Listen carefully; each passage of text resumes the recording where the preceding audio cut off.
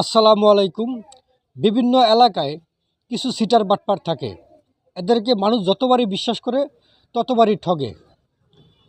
এরা কিন্তু প্রকাশ্য লেবাস পরে থাকে।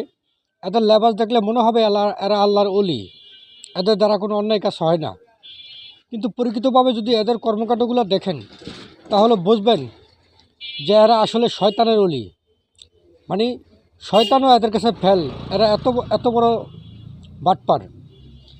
এরা যেখানে যাবে সেখানেই মনে করবেন আলজাল লাগাবে, একটা এমন কিছু করবে যেখানে ভালো কিছু হবে না, ক্ষতি ছাড়া। এরা কখনো সমাজের বা মানুষের ভালো চাইবে না। এরা মানুষের ক্ষতি ছাড়া কোনো উপকার করবে না। যদি মনে করেন আপনার কোনো উপকার করতে যায় তাহলে বুঝবেন এখানেও এদের কোনো একটা দুর্বিসন্ধি আছে, অসৎ উদ্দেশ্য আছে। আমি কিছুক্ষণ আগে একটা নাটক দেখছি। এই নাটক থেকে অনেক কিছু শিকার আছে যে অসৎ মানুষ যারা, সিটার বাটপার যারা, এরা নামাজ পড়ুক, রোজা করুক, হজ করুক, দান সদকা করুক, তারপরে এদেরকে বিশ্বাস করা যাবে না। কারণ এরা যেখানে যাবে একটা প্যাঁচ লাগাবেই। এরা মানুষের ভালোর জন্য কখনো চেষ্টা করে না। এরা মানুষের ক্ষতি কীভাবে করতে হয় সেটা বোঝে। এদেরকে যদি কোনো বিচার সালিশেও যায় সেখানে ন্যায় বিচার করতে পারবে না। যেভাবে হোক এই বিচার সালিশে যাতে ন্যায় বিচারটা মানুষ না পায় সেই ব্যবস্থা করবে। এরা পিছন থেকে আঙ্গুল দিবে বা ইশারা দিবে বা চুক্তি মারবে বা যে কোনো একটা শয়তানি এরা করবেই। এরা যদি এদেরকে যদি 10টা টাকাও দেন যে এটা ভালো কাজে লাগাইতে, এরা দেখবেন পরবর্তী এই টাকাটা সে অন্যায় কাজে লাগাবে বা এই টাকার সঠিক হিসাব আপনি পাবেন না।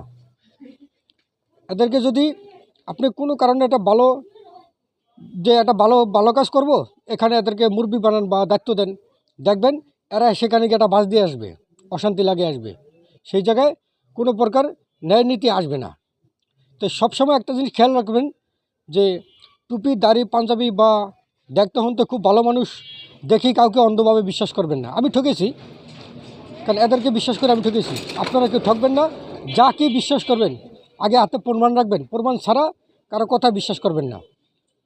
কারোর সাথে কথা বললে, কারোর সাথে লেনদেন করলে, কাউকে কোনো দায়িত্ব দিলে ভালো করে তার কথাগুলো আগে রেকর্ড করে রাখবেন, তার কথাগুলো আগে ভিডিও করে রাখবেন, যাতে সময় মতো সে সিটিংবাজি না করতে পারে।